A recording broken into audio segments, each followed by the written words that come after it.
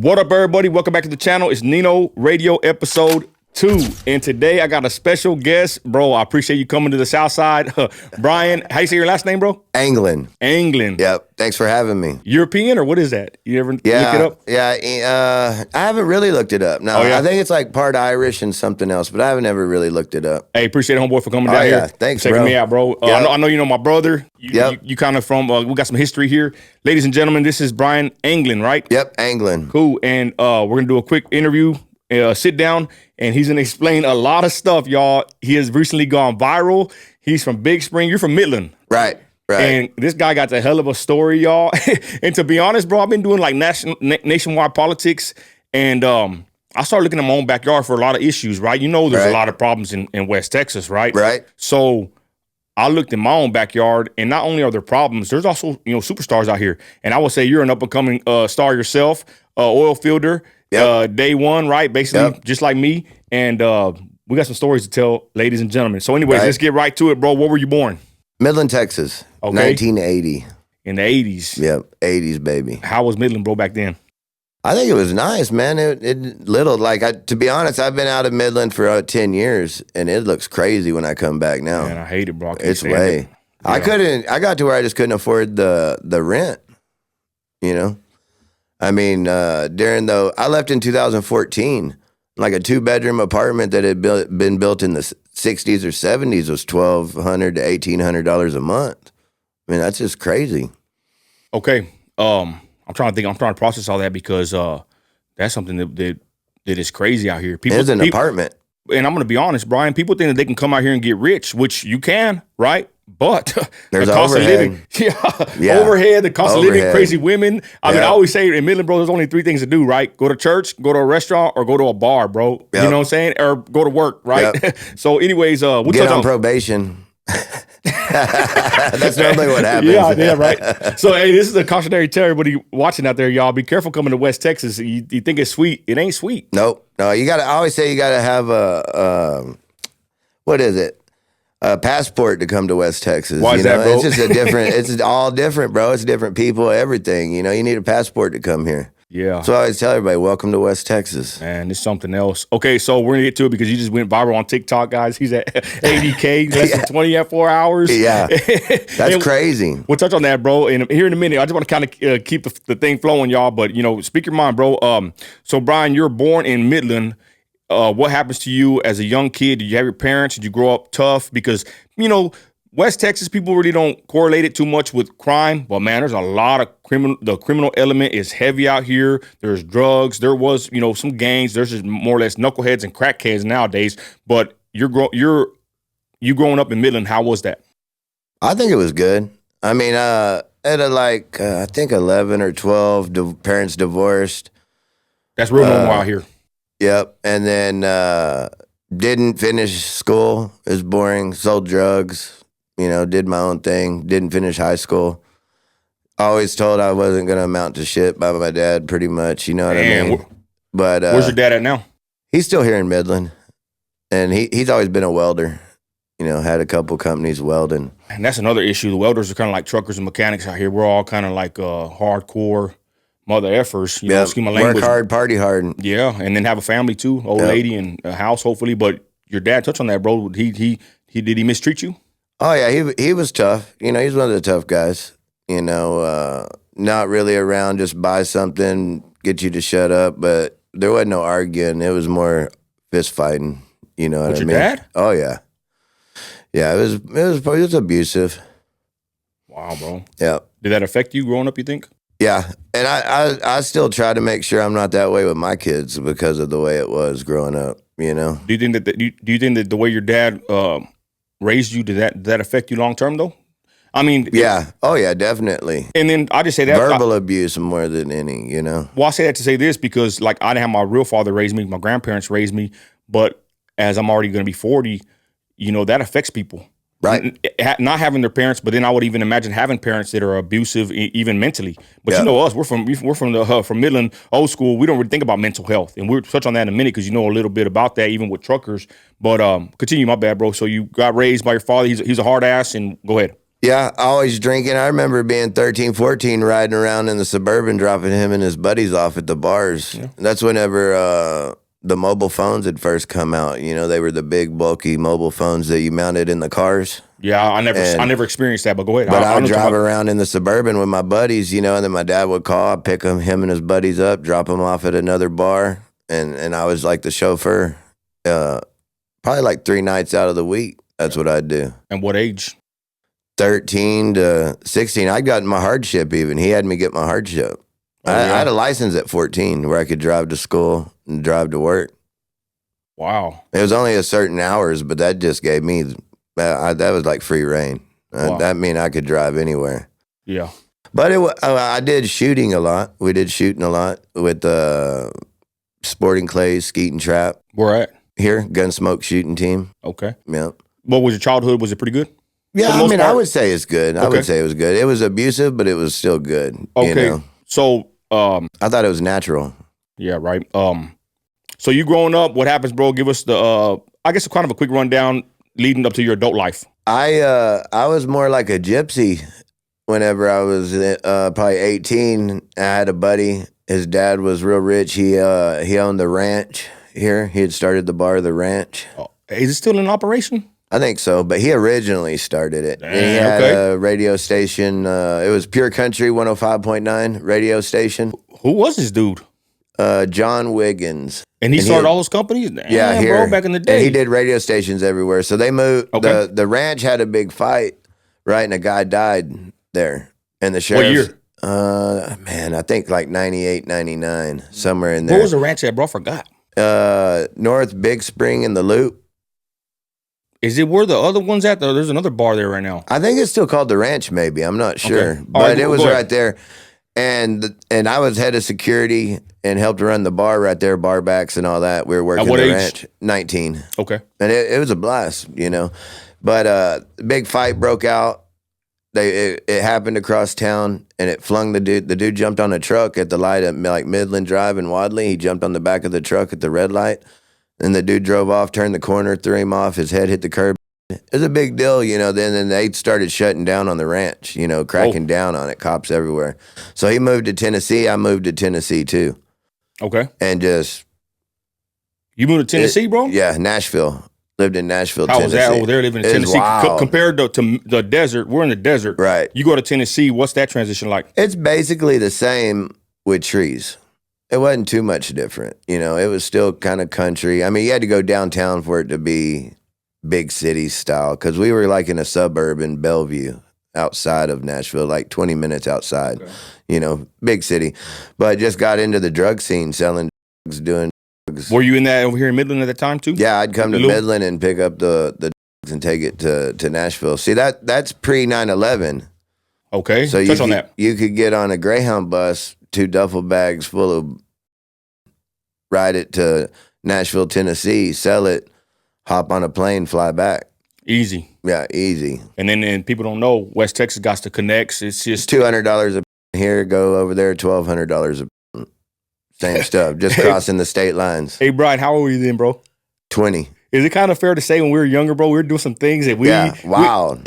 My son's 13, 14 right now, and I'm like, this little boy, I told my wife, we passed by A-Bell. I said, man, when I was his age at A-Bell, I was already acting a fool. Yep. And by the time I was 15, 16, I was already selling dope in the streets of Midland. And my son's, you know, he's playing, what do they play, Call of Duty? Like he's Fortnite, Call of Duty. He's a square, you know, and I'm glad. I like my kids to be kids, but I'm just saying, like, back in our day, bro, we were doing some things at an early age that we don't really, of course, in hindsight, we didn't know what we were doing, but now we know it was some penitentiary chances we were taking at a young age, bro. Yeah, my kids will be thinking they're gangster, and we're like, you don't know. Yeah. You don't know nothing exactly. About it. You're sheltered. You're way sheltered. And you don't want to know, and I'm grateful to God that you don't know, because that's not a good life, bro. Yeah. No, I tell them, we're raising nerds at this place. I want y'all to have education. I didn't graduate. You know what I mean? Like, I'm the dropout, high school dropout, ex-junkie, that loser that shouldn't even be nowhere, you know what I mean? And most of your friends and family dead in prison, huh? Right. That's like mine. Yep. My bad, bro. So go ahead. You're in Tennessee selling.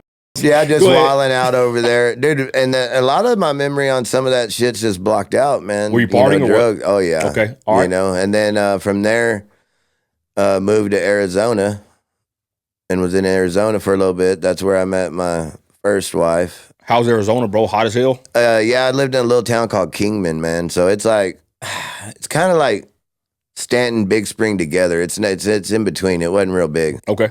Went back like 10 years later. It's huge. Everybody from Vegas is living over there now. So it's like 70 miles south of the Hoover Dam. Did you go to the Hoover in Dam? Vegas? Oh yeah. Yeah. All right. So what happened there? You set up shop. You still do the same thing there? Couldn't make a living, man. I didn't really know nothing. Just more or less oil field, and there wasn't really. I did like some concrete work and some other stuff, and honestly, I was still young. I was like, this is for the birds, man. It's too hot. And it's funny you say that because I always say that in West Texas, yeah, we got the oil field, but I want my kids to learn a different trade. Take it wherever you want. Yeah, exactly. Because you can't. I mean, you could drive an 18-wheeler anywhere, but then you're gonna run across the guys that don't want to pay you, right? They ain't making no money over the road. In West Texas, you are in the oil field risking your life for a certain price. And I want my kids to do better and to work in a trade, where HVAC or even electrician, where they can do it anywhere, even a mechanic. Take it anywhere. But in West Texas, we're stuck with this oil field life. But I digress. We're getting down into the weeds there, getting too far along. So you're in Arizona, bro. What happens? Decide to move back to Midland. I was like, I'm never coming back to Midland. I hate Midland. A lot of people do that. And it draws you right back. What drew you back, bro? The money. Not family. No, not really. Not at all. But, the money. That you can get a job anywhere, And make a lot of it. If you have a strong back. And in Arizona, I guess it could be the same thing, but it's not what I was used to seeing growing up. Yep. My dad wasn't a construction guy or a fix the house guy. He's a welder. So, he dealt with metal. You know what I mean? So that's what I knew growing up. Okay, so you come back to Midland around what year, what age were you? 21, 22 is when I came back. Were you addicted at that point or to a lifestyle or to drugs, alcohol? I mean, you didn't really, at that age, I don't think you really know. You know what I mean? I would say I wasn't, because it wasn't like I couldn't get out of bed if I didn't have it or this or that, but it was always, on the weekends, it was going to be done. You know what I mean? And sought after. And why is it, brother, you can talk about addiction or your past life like so easily? You're not ashamed of it at all? No. To me, I mean, it's a blessing, you know what I mean? To be able to not be addicted to it anymore. And it's a big problem. In Big Springs, there's nowhere for you to even get help. You have to go 100 miles away or further. I've been trying to do one in Big Springs, and they have it in the law books that you can't do that. Can't do what?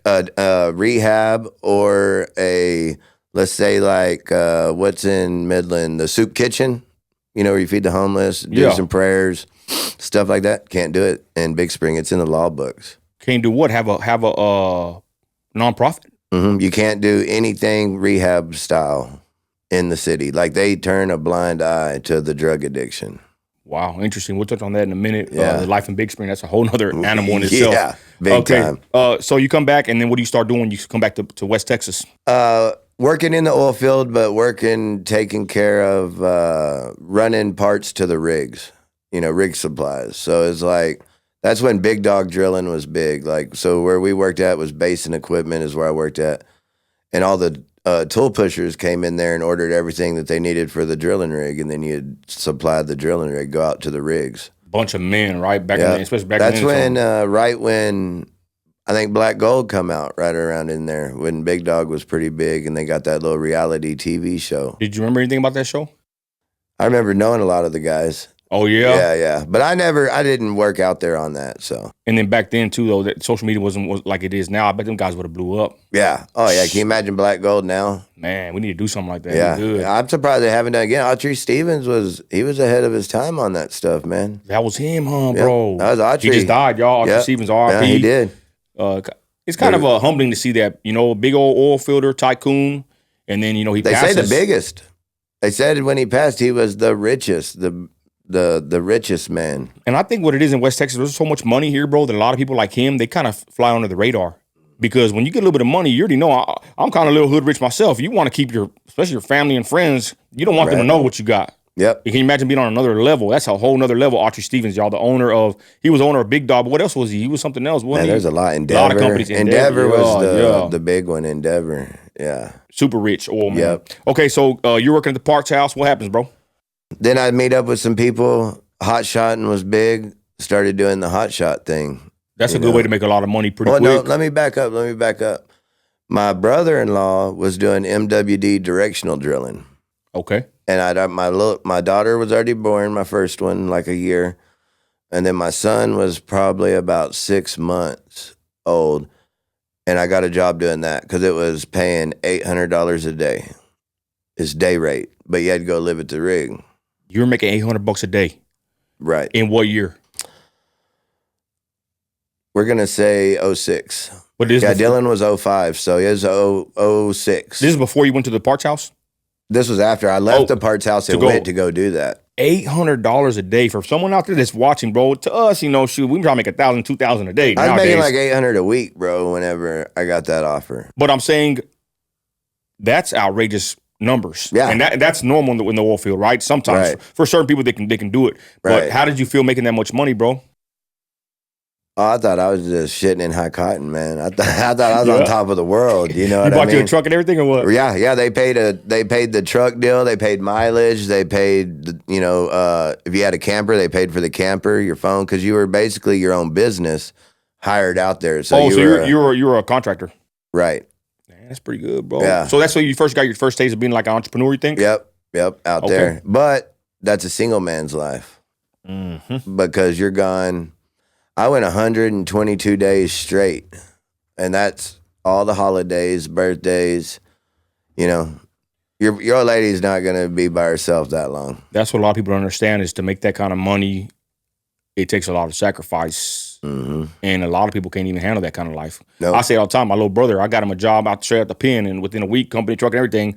Month later, my homeboy's texting me, "Hey, your brother's out here stealing crap from the shop." I'm like, "Damn," you know what I mean? Like you can make a lot of money, but if you don't have the right mindset, you ain't gonna go nowhere. But sometimes you stay in that mindset, even if you're making the money. It's just what you're used to doing. It's almost like in prison, where you're institutionalized. You're just streetized. I don't know. You know what I mean? Yeah, no, I hear you. Some people don't change that mentality ever. I totally agree. And I'll cut their asses off. I don't want them around me or my kids. Yep. And like I told you, out under the gazebo, my family comes first. Yep. Because I done been through so much. I know you have. I could look you in your eye, bro, and tell you, yep. and I know you to a certain degree. People like us, we've been through so much.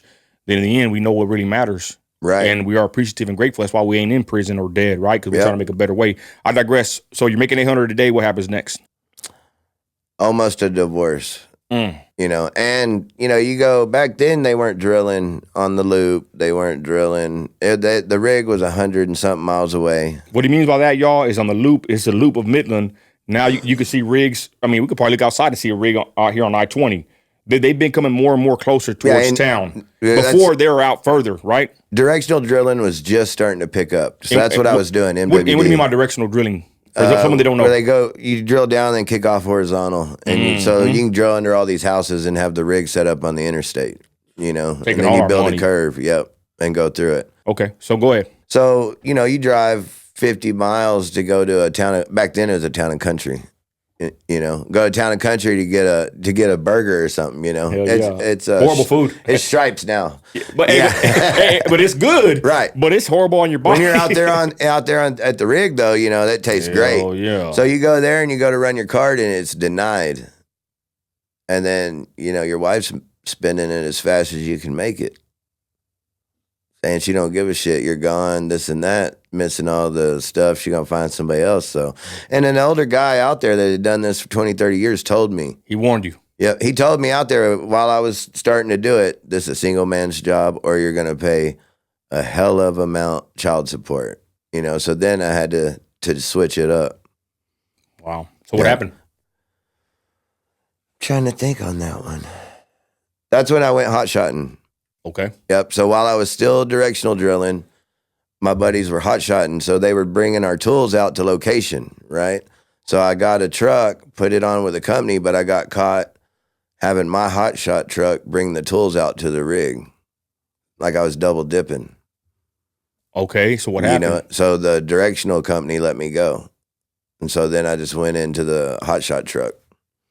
Okay. All right. Owning my truck. Okay. I had a driver driving it. And I drove it about 5 months with no CDL, and I got pulled over. They wanted to see my CDL, and I told them, "What's that?" He goes, "Go ahead and step out the truck." Get your ass. Yeah.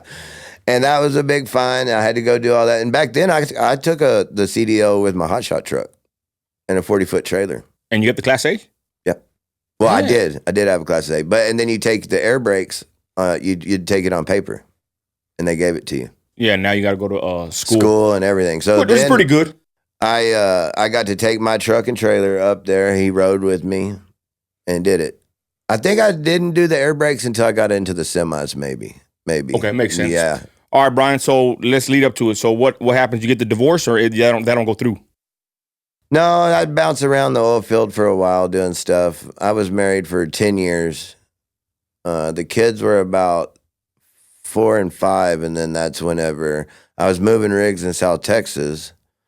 Didn't have any money in the account again with the same lady.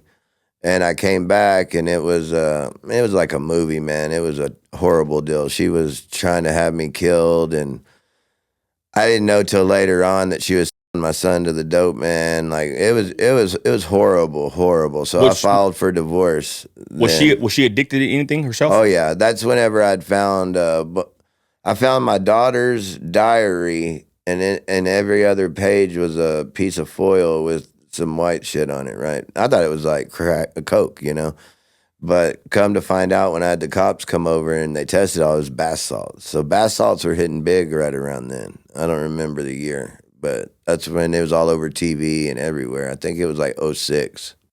What's the deal with bath salts, bro? I don't know. Me neither. I don't know. It's like crack or something, a cheaper way, almost like a legal way. They sell it legally. I guess in China or something you can get it. Yeah. So I don't know about that, but I got a divorce, won full custody of both and that's crazy. In 2012, men weren't winning divorces. The lady always got the divorce, got the kids, got the child support, and I won that. Okay, so what happens after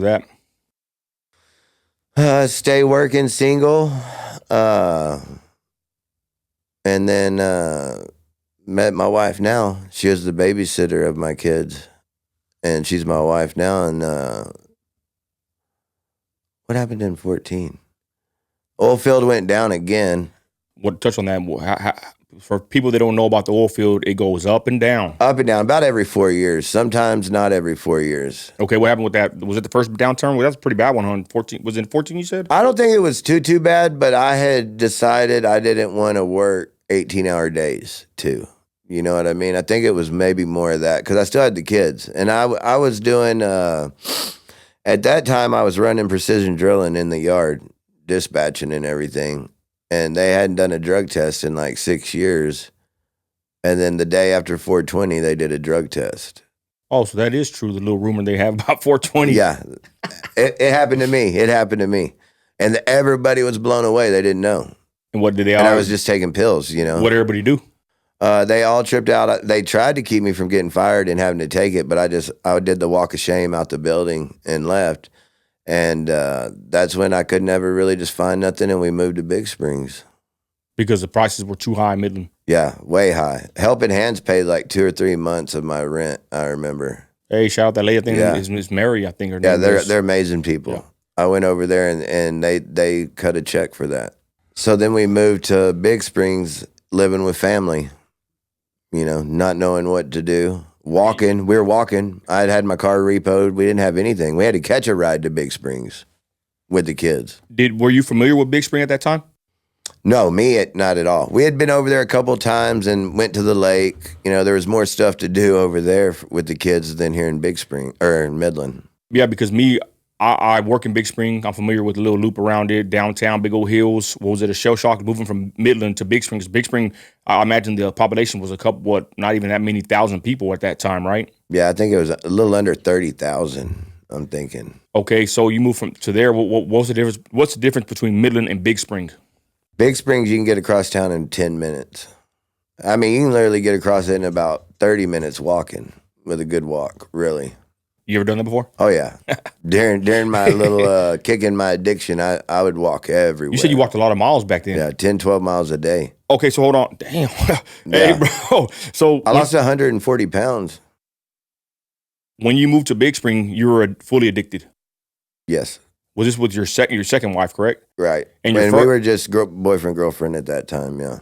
And you were actually this was after you found out your son was being sold, right? Right. I was still learning. Well, within about a year of being there, he did something to my stepson. So your son did? Yeah. Okay. And so we had to call CPS on that, and they took him from me there. And touch on that, bro. The CPS situation, how hard was that to try to get your son back? Because this is a crazy story in itself. Yeah, you can't. You just can't. Do you believe, bro, that CPS can be involved in trafficking kids? 100%. Well, they always say that people always claim that. Touch on that, bro? 100%. 100% believe it. One of the places my son was at, they had a deal called the shot. And so they give it to the kid and do whatever they want, knock them out. My son would tell me, like, crazy stuff. And then once they're in that circle, right? It's hard to get them out of that CPS cycle. You ain't getting them out. Yeah, the judges are locked in with it too. You know, the state and everything. Huh? Yep. It's all everybody. Everybody's involved in it, man. Everybody. It's a horrible deal, and I lost my train of thought on that. It's still a touchy subject. So then I was getting prescribed medicine for my arthritis, rheumatoid arthritis. But while you were living in Big Spring. Right. Because you're going to touch on this with the old folks. That's a pretty interesting situation. Right. Go ahead, bro. My bad. So, but then in the middle of doing that, you get used to it. You take more, then you realize you don't worry. You don't think about nothing, you know. To me, it's like you just go into pilot mode. You know, you don't have no feelings. Just get and work. I mean, I was a functioning guy. I worked 2 jobs, and nobody knew. So I went and talked to the doctor and told him that I was addicted and could he help me out, right? And he just cuts me off. Like I honestly was like, I figured he would help me move something around. Well, you can't just cold turkey that stuff. So I went to the streets. So then your next is that or one. So you go to the streets, and this is a pretty interesting situation. I didn't know this. Where were you getting your pills from? All the old people, all the older generation that's living on SSI. That they're the biggest diilers, more than kids. Why is that? There's like a whole community of it too. Like you can go to one guy, and if he doesn't have what you want, and he's like, "Oh, I know so and so," and call them. And if that one doesn't, I mean, they're just all they pass their around, sell them, and they're people that they know. They can't afford to live. SSI is not enough money. And then you said that COVID kind of saved you. Right. Or helped you, right? What happened there? Yeah, COVID was a blessing because that's when come out, right? And there had already been a kid or two in Big Springs, like 16 years old, in the school bathroom, I think, somewhere and at a party. And what year was this? Right when COVID. Like 20. I don't even remember when COVID was. 2021.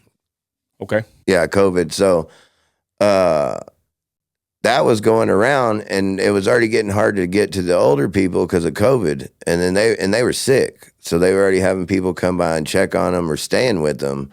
They had other underlying conditions, but COVID. I had a little calendar with them marked down on the calendar when to pick them up and buy their from them. You know, I get the whole bottle before anybody else. How would they survive? I asked you earlier, but how would they survive with having pain and then selling their stuff to you? Most of them will drink heavy. They drink more, you know, or get a little bit of that'll last and then mix it with the alcohol, and then it's crazy. That's freaking sad, huh, bro? Yeah, it's a crazy deal. So and then you got illegals and all kinds of crap coming in and getting all kinds of help. And anyways, we'll touch on that later, I guess. Yeah, it's crazy. Yeah, go ahead. So what happens with the Rona? I guess your people kind of start dying off, right? That you're getting your stuff from. What happens then? One of my good friends at the TA, he was one of my bosses. He had recently got sober. What's a TA? The Travel Centers of America truck stop. It's a big old truck stop. Yep. On side of I-20. Yep. All right, go ahead. Work on the semis. And were you ever a mechanic before then? No. I mean, I'd work on stuff when we moved rigs. If your truck broke, you had to help the guy. You're the mechanic's helper. You know what I mean? Like you said, your dad was a welder. This wasn't in your blood to be a mechanic. My uncles were mechanics. Okay. My cousins raced and did drag racing, and they used to have Twin Cities out here. I don't know if you remember hearing about that with the circle track. Yep. So my cousin, Speedway. yep. So they did that. So it's in the family, you know, to do that part of it. Okay. And he contacts you. he's in AA a lot, and he had already been telling me about it. And I'm like, and you're fully addicted at this time. Yeah. Everything. Oh, yeah. Like couldn't come to work if I didn't have the pills. How were you surviving in Big Spring? What do you mean? How are you surviving? I was working 2 jobs. Oh, you're still working 2 jobs. Okay, so Yeah. you never quit working. You just were addicted. I just worked all day just to afford my habit. And it's crazy because I had like a $400 a day habit. That's crazy, bro. And when I was broke, sober, it's like, how in the hell did I make the money to But do like they this? say, I want to try to call you crackhead, but a crackhead's can make a way, right, bro? Right. Basically. Right. but These meth heads don't do it. I can leave my lawnmower outside all day long. They don't steal that lawnmower. You know, in the 80s, they stole your lawnmower and come back and mowed your yard for some money with your lawnmower. You know, the meth heads are different, bro. and that's a whole other animal. I mean, yeah, for real. I think it's crazy. Okay. So anyways, go ahead. And my other buddy at the TA, his dad ran the AA. Wow. Yep. I heard good things about AA. And Over there, even they've got, well, over there, there's a lot of people that are 20 and 30 years plus over there, sobriety. Man, and if you are somewhat wise, you will take heed from people like that, right? You will pay attention because, man, you said 30 years sober, and that's pretty good. Right. Well, and my mind was like, my dad didn't raise no quitter. I ain't quitting. I ain't got no problem. You know what I mean? Stuff like that. And through that, I did 5 years of fighting CPS to get my son back. We did all our own research. We did all of our stuff. I fought them in court, tooth and nail. And they're crooked, man. They're crooked. And that's where, when I went to rehab, only 2 weeks into rehab, they tried to give me my son back. And I didn't want CPS knowing that I was in rehab because then they'd come take the other kids. So I had to walk out of rehab to get my son. Where was that rehab at? In Odessa, Turning Point. Okay. Yep. So I was only there 2 weeks, and then the devil starts already calling at me. Right. I'm doing good. Fighting addiction. Can you imagine what a coincidence, right? Yeah. How is it that, I call to the wife and she's like, hey, CPS is calling. What do we tell them? And I'm like, I don't know. I don't know what to do. So I just had to walk out of the program. My wife didn't even know. I walked out of the program, called one of my buddies I asked to borrow the phone at the Stripes and had somebody come pick me up. I showed up at the house. They didn't even know I had left rehab. So the devil was already real quick into me, trying to get me to go back to my old ways. And what happened? Stayed sober. Got my son back the next day. What drove you to stay sober? Because many people want to make excuses. Many people feel bad for other people that are addicted. But I think it takes a man to really want to change himself. What was that? What was that driving force for you? My last son. My last son was the baby of the family. He was born in COVID. He was a COVID baby. So we had him in Midland, and we were the only ones in Midland at the hospital on the maternity level. I'm talking about weird. We're the only car in the parking lot. Starbucks ain't open. Restaurants ain't open. I mean, it's weird. COVID was weird, bro. I mean, he was born here in Midland, and it was a C-section. 24 hours, they kicked him out. My wife and him, 24 hours. Man, imagine the pain she was in for, that's a hardcore little surgery. And he was born, he had tongue-tied, and they wouldn't clip his tongue because of COVID.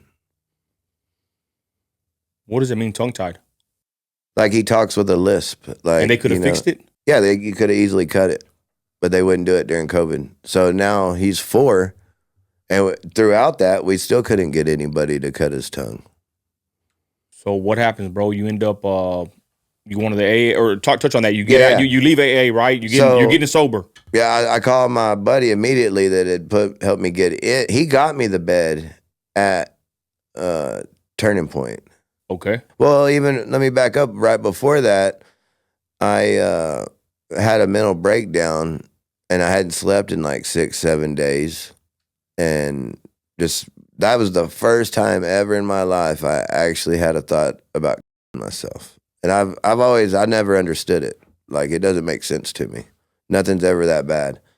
But after that long of not sleeping, I got to ride to Rivercrest in a cop car, handcuffed, to San Angelo, to a mental institute. And I got to be in there. And I'm the only, like, drug addict that's in there. And everybody else is on suicide watch and mentally ill and all that. And that's an eye-opener in itself right there. Why'd they ship you over there for? Because that's where they watch you for suicide, I guess. I'm not too sure. Yeah. Okay. And that's an eye opener in it. So that's a whole nother conversation over there. Damn. Yeah. How long were you there for? Just 3 days. No, a week. It was a week. A week over there. You can make some content on that one, bro, for real. And stuff you seen. Yeah, that's some scary stuff. What's that like place you called? See Rivercrest. It's still open in San Angelo? San Angelo. And they're taking little kids, 5-year-olds, 6-year-olds. Okay, so go ahead, continue with the story. My little boy was like the savior, man. That's what made me want to get clean. It's weird that it was my last kid, but that's the one that I really wanted to be sober with. It was weird. Better than nothing else, right? Shoot. Yeah, and I was never home to see any of the other kids. I had to work. You know, I mean, I was home every night, eat, sleep, be back at work. You know what I mean? Okay, so you get sober, and you're still in Big Spring. Right. Okay, so what happens next? Through my sobriety, I'm still doing AA, you know, meeting some good people, and I'm walking. I get into exercising. That seemed like every time I wanted to do drugs, I'd just go walk. So I was walking 10, 12 miles a day. I mean, just crazy walking everywhere. People were tripping out. I go walk the mountain, the scenic mountain over there. And I ended up losing 140 pounds over that year of doing that. It was a little under 2 years, I lost 140 pounds. Most people didn't think I was sober because I'd lost so much weight sober versus whenever I was addicted. They thought you were on something? Right. But I had messed up teeth from all the drugs, so I could eat while I had the pain pills, but whenever I didn't, you can't really eat all that shit. You know what I mean? Makes sense. And just changing my lifestyle. Okay. The doctor told me my arthritis, if you cut salt out, cut the cokes out, it'll help the arthritis not be so flared. Okay. And it actually was. It was better than when I took pain pills. Awesome. Yeah. So, and you got sober, then what did you end up doing with the, is that when you started your company? No, so I went to work with a guy I ended up meeting down the street from me that's one of my best friends, like a brother to me, and he gave me a job remodeling and doing construction. Oh, okay. Yep. And I just walked up on him one day and asked if I could get a job, and he wanted to know if I had any experience. Said, no, but I'm a fast learner. I'll be the first one there, and I'll be the last one to leave. Yeah, that's how we do it. And I worked for him for a year, and then we started Roadrunner. Who started it? Daniel Mondier, me, and a silent partner. Didn't you say there was another company you had before that? Same thing, mechanic work, or was it mechanic? That was before COVID, yeah. Okay. I did. It was J&B. I had J&B trailer repair. And what happened with that company? COVID lost it. But the other business partner that I did a handshake on stole like $50,000 from me. How did that happen? I did a handshake, word of mouth. The way I grew up, your handshake meant everything. My dad always said your word and your balls are everything. They can't take that from you. That's all you got? Right? Well, apparently today it's not that way. Mm-mm. So I let him control all that while I worked. And when you're turning the wrenches, like, how'd you get experience doing that? 8 years as a TA, and they teach you. Oh, so my bad. I guess I forgot that part. Yeah. When you went to AA and you were at the TA. I was doing the TA throughout all the CPS fighting of Dylan. I was a mechanic and turning wrenches at the TA. Did you go to AA when you started TA, or it was in the midst of it? Not even. I wasn't even at the TA at the time. When'd you go to AA? So I did the AA. I started my own company. Oh. COVID happened. That's how I could afford to buy a lot of the pills, right? And then when COVID shut down everything, I got a job back at the TA for just a little bit. Yeah. Okay. And so but you learned all your mechanicking and turning the wrench at TA.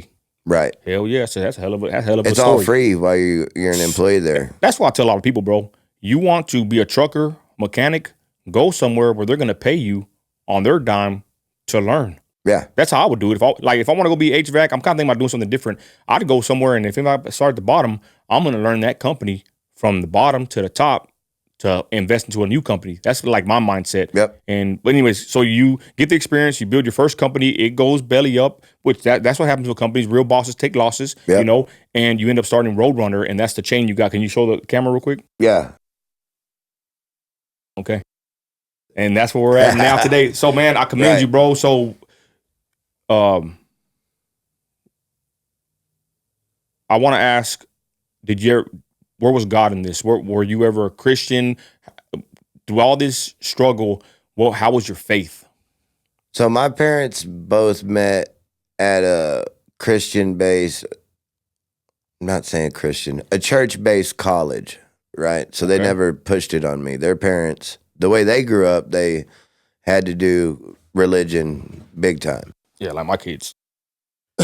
So they never pushed it on me. My grandparents were real big into it. When we go over there to their, Okay. see them, they were big in it. So I took after my dad and just didn't really think nothing of it. I was like, if there's a God, why is there all the bullshit in the world? Right. Fair enough. But in AA, they teach you of a higher power. They don't say God, it's a higher power. And then they let you decide what it is, Interesting. which I believe God. You're right? a Christian. Right. No, I'm not anything. Right now? Mm-mm. Yeah, go ahead. I'm nothing. And I thought you were a Christian, but go ahead. It's cool. no, It's cool. I'm learning something right now. I would barely started learning to read the Bible and doing the Bible. And Recently? doing all that. Yeah, through my sobriety. It's definitely God's work. Amen. And in rehab, a guy had told me about Brian Trejo, the Kingdom music. Yeah. And I started listening to that. And I started having the kids listen to the other music, no cuss words and all that. And we were going to some of the events, and I don't know. To me at that time, where my mind was, it was perfect. It helped me get through all of it. And it's harder to stay sober after a year or two. It seemed like that first year, it wasn't that bad. Like you had your ups and downs a little bit. But once I became successful, there's no worries, no, bills are paid. You don't have an addiction, so you got money in your pocket. Then you find yourself wanting to go back to do drugs. I mean, the way an addict thinks is different, Like, we'll burn this bitch down and start all over again. We've already came from the bottom. It don't matter, There you go. All right, so what's the deal with your faith then? So you were listening to the Christian music. So what ended up happening with that? We've done a couple churches. Honestly, I haven't went further into it. It's something I would like to do, and lately I've put my business before any of it, right? But I still believe that it's all his work. Without God, I wouldn't be sober for sure. Amen. Okay, so now let's catch up to the current times, everything else going on here. Right. You are now we're getting to the trucking part, right? So you're doing good. I would say probably balling, right? Business owner. Yep. We're doing good. Besides the economy going to crap, we'll touch on that later. But so you start your Roadrunner company. Touch on Roadrunner, roadside service, right? Yeah. So that's a whole nother world, right? It's so they call you, you give them a price, you go out to work on it. They're in a hurry, they're in dire need. Once you get the job done, they don't want to pay you. Now, I'm not going to say 90% of the time you've got the good people. You got about a 10% that, it doesn't want to pay you. And that's where it gets interesting. So you are a mobile mechanic, right? Right. And you told me earlier that I-20 is a gold mine, right? Yeah, I-20 is a gold mine. Do you have regular customers? Yeah. Yeah, we've got local, regular owner-operators and companies that we take care of. But then you got the 24-hour, the guys passing through, And that's what people don't understand. That's just the way it works. They pass through this area, this is the oil field area, and your prices are not going to drop for someone coming through from California, of all places, or anywhere else, right? Go ahead. No, most of the time my prices are cheaper for the local owner operators. So when Okay. I say 155 an hour, that's people passing through. Local owner operator in town, 135, 125 an hour. So what are your price? That's crazy because you're saying you're 150 an hour for 155 an hour. 155 an hour. If I don't know you. Yeah, that's about that's the going rate of even a shop out here, bro. So if you being mobile, Right. that's a damn good price, and I own trucks. Right. And That's not crazy. People say I'm way too high, and it's not because you call around and price check. Well, let's be honest, bro. And I'm a trucker.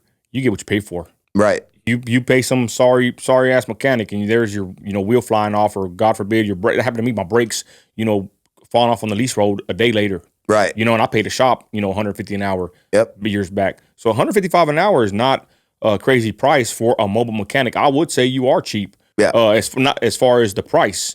So go ahead. You've actually gone viral. Now let me pull up your page here. I love your page, bro. Whenever Thanks, we follow each other on social media, Right. And when I seen your TikTok, bro, it's at 82. I want to make sure it's 82, 84, 85,000, bro. Right Since now, we've been sitting here, yeah, it's already went up another 3,000. Okay, so before we get to the viral posts, what happened with the social media? Because I know you're old school like me. Now, I make a little bit of money on it. I like to make content. Now I see there's actual long end game with social media, Right. YouTube and everything. I didn't even know about this. I'm old school, but there is, content to be made like we talked about earlier. What was your whole deal with social media, especially with TikTok? Like for content creators that are watching, you content creation was never in your vocabulary or mindset as a youngster, even probably older like me. What happened with you learning about the power of social media? I think you're kind of still learning about it right now, but Right. Yeah. touch on it, bro. I'm just barely, I'm just posting raw footage of what's actually happening, And some people think it's made up or whatever. I guess they TikTok think is it's a made lot. up? Yeah. I've gotten where people say they told me I was capping and I had to ask my kids what that was. I didn't know what capping was. I don't know. I guess I'm older. That was say, wait, what does this mean? What is Yeah. this? They're like, you capping, bro. And I'm like, I don't know what that means. But Facebook, I've always done like posting, trying to promote, but Facebook don't get much to me. It seems like I got a lot of friends and family on there, and you get 2 likes or not even a share. And that's the thing, real quick, I'm going to say about Facebook. I made my page just professional mode the whole way. The Facebook, I got 2 personal Facebooks, but I've learned with content creation, anybody listening, that your friends and family are not going to really support you because they look at you a certain way. They might even be somewhat jealous that you're in that position. Not to hate on them. It's just like kind of natural. They're not going to support you. You see with businesses, they don't really support little businesses, but they'll go tell these big rappers happy birthday and all this other crap. But you, Right. they're not going to support you. That's just how it is. So I always tell everybody, never focus on getting your friends and family to support any of your content because first of all, they don't owe us nothing, right? No, when we make content, nobody owes us a like, share, nothing. It does suck and it does hurt that your family won't. Like if it was me, if my people are making content, my son was making a challenge the other day and I'm sharing the stuff. I'm going to share it. I know what it feels like to have support. But I'm just saying like your friends and family, especially off of Facebook, they're not going to support you because, they might have some preconceived notion about you. They know you or maybe they're jealous or maybe or they didn't sign up to your Facebook to support you, right? That's just how it is on Facebook. But TikTok is a whole nother beast. But my bad for interjecting that, bro. Oh, you're good. What happened with Facebook? So you learned that it wasn't really nothing going on Facebook, right? Yeah, I'd be telling I said my buddy, he's my employee, but my buddy, man, I'd be telling him, man, that's BS, dude. You don't get no likes, no nothing, no shares. He's like, you need to go to TikTok, and post that. And he's like, and you've recorded a lot of the stuff that's happened. I record everything if I feel like you're gonna call the card fraudulent or you try to do that. So before you get to the TikTok, touch on that. You record, you told me receipts, them signing the card. You even look at their ID. That's pretty good. Right. A lot of companies don't do that, bro. A lot of fraudulent activity. But what's the whole process of you recording them when they're, doing these certain actions with payments? So we had done like 300 transactions and never had anything fraudulent. And we had one come back. And I just happened to take a couple pictures for my memory to write down when I walked back to the truck. I wrote it down because we were doing receipts by hand. So I took pictures of everything, walked back to the truck, filled out the receipt. Well, my business partner calls me and tells me that they're fighting it, fraudulent, right? So I'm like, well, hold up, man. I got pictures of us doing that work. How many months back later? I think it was about 2.5 months. I think it's about a month or 2 is what it takes. What was the bill, if you don't mind me, around? That one was $2,500. Yeah, ain't small pennies there. No. We're talking about large numbers, man. And we were able to provide the pictures. To who? This was to American Express. Wow. Yeah, and everybody says you can't win that. You're not winning, against them. Interesting. And we fought it and won. And that right there, that showed you to always do that? Yep. So then on, it's game on. Okay, so... And you get lazy. Sometimes you don't do it, right? Or the guy's real joking with you. You almost become a buddy with him by the end of the job, right? And I've caught myself slacking. But if you feel that the guy's acting weird, or by the way his stories that he tells, or how he's always complaining or got free shit at a truck stop, then you start taking pictures of stuff. You can gauge the situation. Right. I mean, I'm pretty good at reading body language. I feel like, I've done it long enough. I've been turning wrenches on trucks 10 years now. Okay, so you learned about TikTok, right? What was the first video you put on TikTok? Or you took heed to I don't even know if I remember the first one that I did. But one of them that went real crazy is about 4 seconds, and it's just, I just happened to be walking by a truck, and I had a ground wire touch the lug nut of a front tire, and it sparks, right?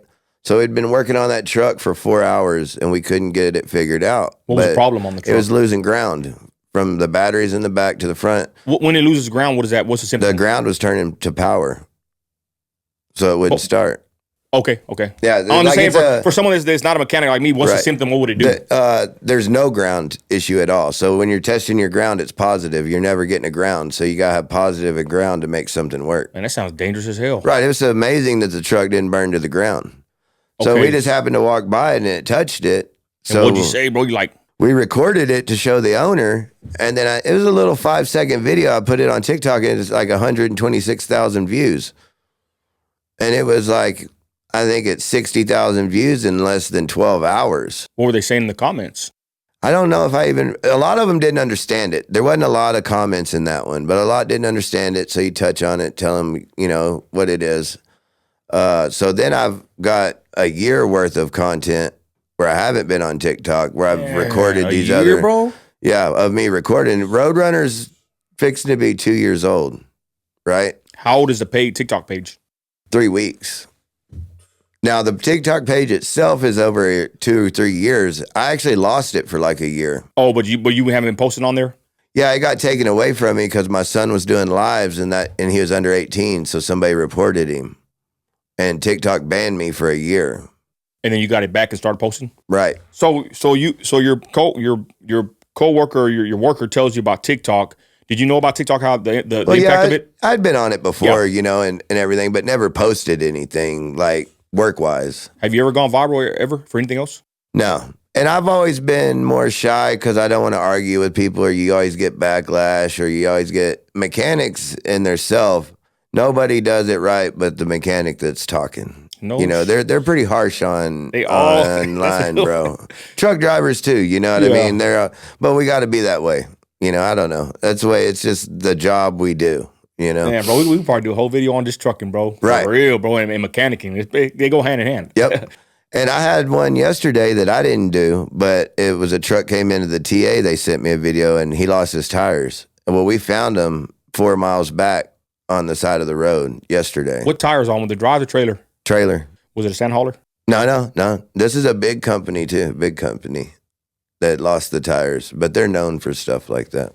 Okay. We won't say the name. And I want to touch on sand haulers in a minute. That's, I think, probably one of the let's touch on it right now before I forget. Sand haulers, in my opinion, are the worst trucks on the road in West Texas. It used to be it was sacred. No. I'm gonna say it used to be sand hauling? Yeah, it was more like a little tight-knit deal. When they had the pneumatic trailers. When I see a pneumatic trailer, I'm like, that guy, he probably knows what he's doing. That's a real owner-operator. When you see these double boxes. Yeah, then you're like, man, anybody can do that. Yeah. We're going to touch on that right now. But back in the day, I would say maybe the water haulers, even the belly dumpers, were the worst. Probably the water haulers back in the day. Do you agree with that? Or what do you think was in the back in the day? That was my first job. Water hauling. But do you think that as far as the worst drivers on the road, that's who I always kind of would think is the water haulers, sometimes maybe the belly dump drivers in West Texas. I would say they were the worst. What do you think? Yeah, because they spend more of their time on the lease roads too, I think. True. That's a good point. A lot of them. But now, when I see that double, what do you say it's called, a double what? Them double boxes is what we call them, double boxes. You'll see the 2 green ones. When I see those, bro, I told my wife already, never get behind any 18-wheeler, especially on I-20. Yeah, I say if you have to, and it's safe to, pass them. Don't ever be behind a truck because you never know. Someone could have left a tool on there. The truck could fall apart. You don't know when you're following an 18-wheeler, ladies and gentlemen. So I always tell my wife, pass them. And I show her, this is an oil tanker. This is a flatbed. She knows basically what the cargo is. And I said, she knows, sand hauler. They're always all over the Facebook pages for accidents. I tell her, these pass their asses quick because these are really dangerous drivers. So sand haulers, they barely started popping up, right? As of late, probably a couple years back when they started doing this hardcore fracking, correct? I'd say probably 6 years, I think, is whenever Big Spring kind of started seeing them a lot. I think they're the worst drivers on the road, no disrespect, and I think there's a couple reasons, right? Bunch of foreigners, people coming from different countries and states to West Texas, don't know nothing about it here.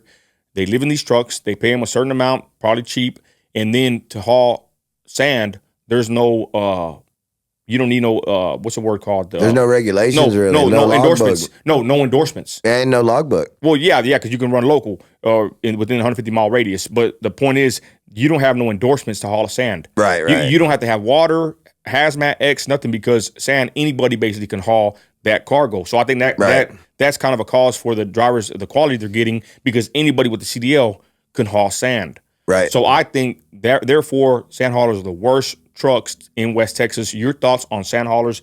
Give it to them, Bryan. Yeah, and a lot of the companies are cracking down. They want 2 or 3 years experience before they hire somebody too. Okay. Right. But yeah, they don't put a lot. Now I'm not going to beat them all up because there's some good ones out there and there's my customers, but but there's a lot of them that aren't. There's a lot of them that don't put anything into their trucks at all. They don't do any repair work to it till it's not running anymore, Or you can see them pull up to the truck in a Mercedes while you're working on their truck, and you're amazed at what the truck looks like, and then the wife's driving the Mercedes. Yeah, they're not putting the money back into the paycheck. And I would say real quick, you think that's due to the way the trucking industry is now? Because the trucking industry has had a big downturn. Ever since I even became a trucker, it's like the rates have just gone, down. Every day I've been trucking. And then it seems like you said, some guys can't afford the bill, or they can't afford to do repairs because, let's be honest, they're probably not making the same rate, or they're making a horrible rate in this economy. Is that true? Yeah, one of the guys was talking to me, and I think one of them, like, for a 25-mile radius is getting like $280 or $380 a load. And then if it's the guys driving it, that's like $60 a load. And then if you got to wait, wait time. Oh, and they wait a hell of times. They're doing 3 loads a day, some of them. So, I mean, if you're the company driver, that's $100 to $120 a day. And I don't know, I'd go do something else. And then what's the diesel prices, right? What are you spending on diesel? You know what I mean? Yeah, diesel's high too. Yeah, we had a semi truck. It was doing decent, and then we got a driver in it. I had 2 semis. What happened, bro? One of the guys got caught. We caught him stealing $7,000 worth of diesel. How did he do that? So he was filling up. We didn't have control of the card. It was a card that they put with the company we signed on that they'd take out of our check. Right. So I didn't watch transactions. Yeah, because sometimes, they'll send you a statement, but that's kind of more. It's at the paycheck, right? Wow, so they're supposed to kind of watch it. The company, you would think. You had them trucks, bro, on Facebook and whatnot, and what ended up happening. And so I'm guessing he was selling diesel like $1 a gallon or something. We got the statement, and I had to call and request it from the company. And he would fill up like $500 in the morning and $500 at night. And then go a day and then fill up $500. I mean, hauling sand with a 25-mile distant well, 2 or 3 loads a day, you're not burning $1,000 worth of diesel a day. So we had to get rid of him, and then we just sold the truck. With what we're doing mobile-wise, we don't have time to babysit that thing. And we had 3 bad drivers. And that's what I said. I told my wife, or I told my buddies, my wife always didn't want me to, but I always lost more money buying more trucks. I should have never bought trucks. I probably should have put it in the stock market, but the more trucks I bought and put trusted men to them, trusted drivers, I lost more money like that, bro. Anybody out there, it's all about the driver, and it's very hard to find a good driver. And I just got to say, whenever I started buying more trucks, that was probably a detriment to my company. I should have never bought more trucks, bro. I should have stayed with my truck, driving it, taking care of it myself. Yeah, we didn't touch on that on the hot shot. The hot shot was that way with me when I did more trucks. You lost more money, huh? It was over with pretty much. And the person gets to knowing you, they want you out there. And then say you buy another truck, and then you got a guy that isn't friendly or they don't like him, and they want you to come out there, and you got to get them used to him coming out there. It's hard to get somebody that's going to take care of your stuff like you. And then the rates of insurance, bro, people don't understand. Like, I got a buddy, he got 3, trucks. Sometimes they're out there working, but then, you would think he's balling, but the insurance rates, the diesel, you know what I'm saying? All that stuff adds up times 3 times. Yeah, it's like $7,000 6 months on the mobile mechanic deal. It's high. Oh, on the insurance? Yeah. Okay. So and they don't really want to. I think we got a letter not too long ago. They're not even wanting to cover us really on the mobile mechanic. Well, to be honest, the insurance companies and all that stuff is going to crap right now. My insurance done went up, and they're saying it's because of a bunch of illegals that are messing up the rates because they're getting in accidents and somebody got to cover it. Right. But that's a whole other topic. Let's get back to the page, bro. So now, the sand hauling. Yeah. So you're at the 85K on this video, right? You just posted a new video. You're making TikToks. What's your thoughts about TikTok now after you went viral a couple times? I think it's crazy, man. And people want it. Like, I'll post something that's like showing how a DeWalt tool works or how good it is, Simple. That you think would get a lot of views and a lot of stuff, and it gets nothing. But then you show something where controversial. where you're in an argument with somebody and it goes just crazy, and then you get TikTok court, and then you got the guy, wanting to see the receipts to see what they want to comment on. You know what I mean? So Bryan, so this recent one, right? I think it's probably one of your best ones. What can you explain the recent viral video? Right. So on this one right here, we get a call, and I already knew it was going to go bad. I really did. I shouldn't have went. He was already a little argumentative on the phone, like not wanting to agree to the price, right? So I lowered it to help him out. But Bryan, hold on. Before you get there, could you tell, we can be honest here, we're not politically correct here, could you tell this person's nationality? Because they have called you a racist. Oh, yeah. They've called you a racist online, right? Right. So on our page too, on the Roadrunner page, telling me that I'm racial slurs. Okay, so could you tell on the phone that this guy was from maybe a different country, right? Different, maybe he was a foreigner. Could you tell? Oh yeah, definitely. And let's be honest, are those customers? Do you have issues with people that are from other countries or maybe are not used to our way of life in America or the United States or even West Texas? Yeah. Okay. It's either going to go one or two ways. They're going to be awesome and you're going to remember them and they're cool, or it's going to go horrible. What happens more often? With the Middle Easterns, it's about half and half. Who's the worst? The Haitians and the Africans. Why is that? They don't want to pay. I don't know. I don't know what their way of life is over there. I don't know how it is over there, But so I lowered everything to him, the tire, the mileage, everything to get over to him. Now we strip the tire. So we don't get out in an impact and take off all the lug nuts. We take the tire off without taking the rim off. Okay. In the mechanic world, strip the tire. You can strip the steer tire. So we strip that tire. We put the new tire on, air it up, set it down, roll everything up. He starts getting argumentative about everything. It was one steer tire. One steer tire. What did you notice? He started talking crap, or what happened? He just automatically told me he wasn't going to pay because we had only been there 15 minutes. So he wasn't, but you have to pay the drive time out. It was like, I think that one was about 60 something miles out, 55, 60 miles out. So while you're doing the work, this driver, is he a sand hauler? Yep. Yeah. Sand hauler.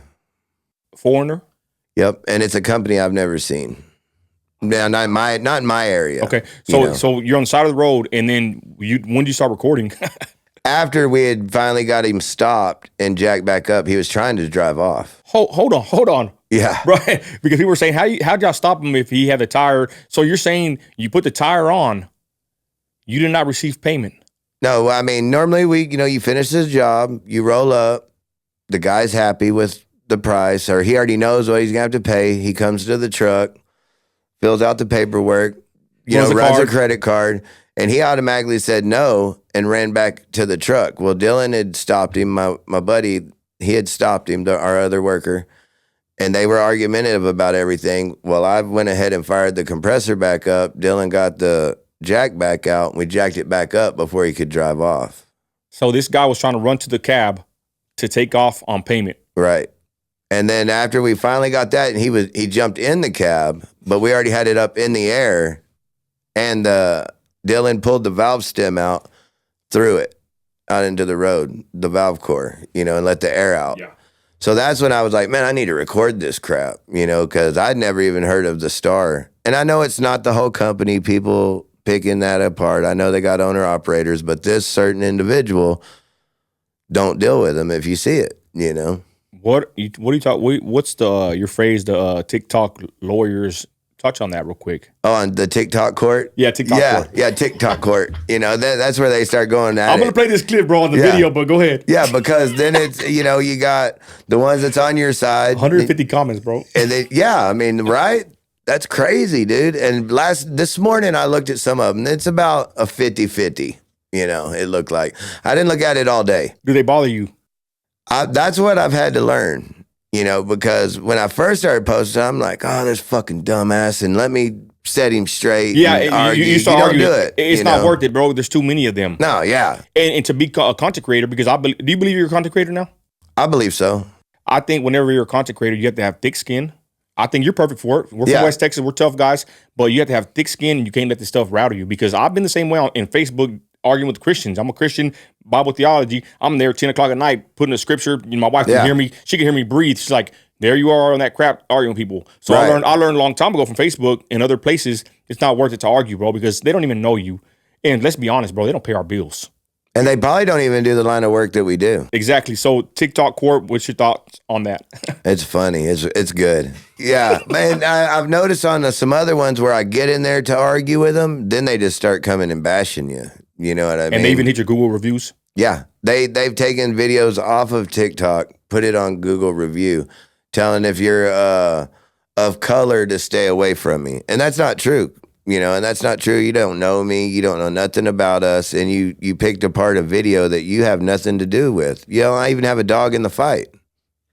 What do you think about this newfound, I'll say fame, but where are you going to plan on taking this TikTok stuff? I know you make your money with the mechanicking. What's your new train of thought about TikTok now that you're a content creator, going viral?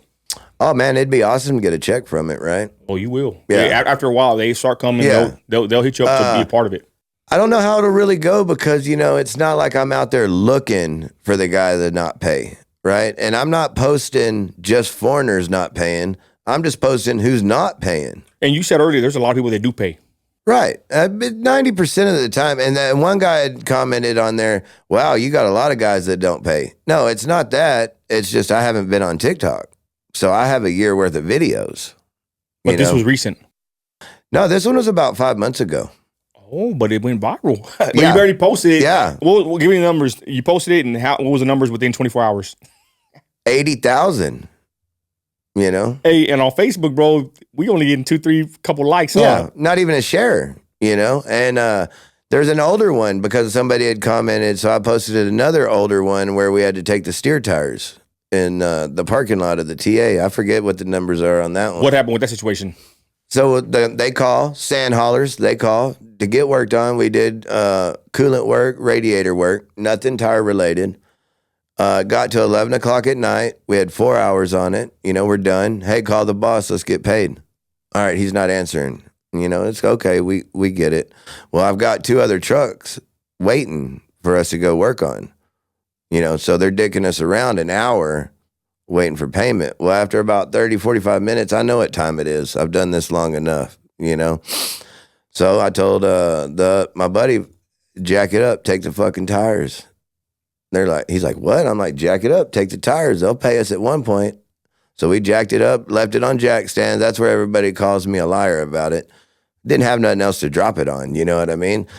I don't want to keep the tires in rims. I just want to get paid. And jack stands can hold it, not a problem, right? Right. And there's another video I haven't posted where we go back the next day and put the tires on after they pay us, but the boss calls me and says that I'm a thief for stealing his tires and he should call the cops on me.